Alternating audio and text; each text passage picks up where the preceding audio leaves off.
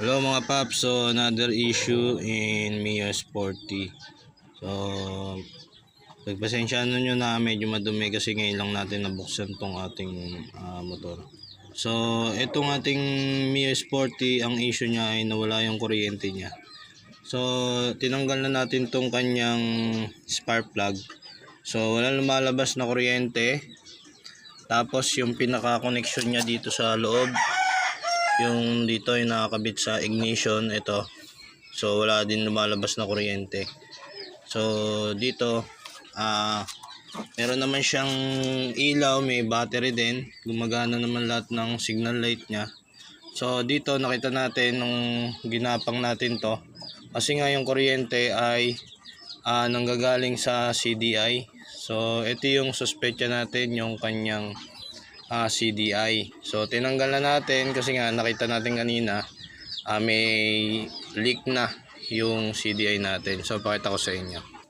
So ito mga paps yung CDI natin. So nagkaroon siya ng leak banda rito. Ayun o.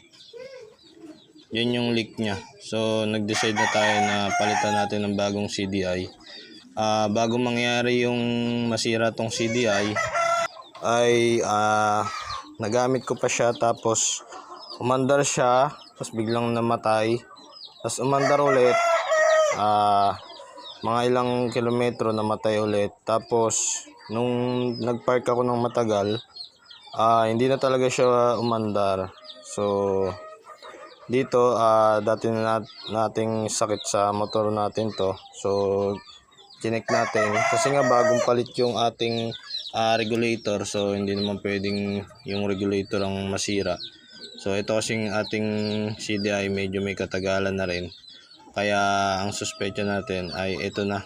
So nung tinignan natin, amoy sunog na yung ating CDI, tapos meron na siyang leak. Ayan kung makikita nyo yung itsura nya, andito yung leak nyan. So pagka naamoy niya na sobrang amoy sunog na, so ito na yun, ito na yung papalitan natin sa motor natin.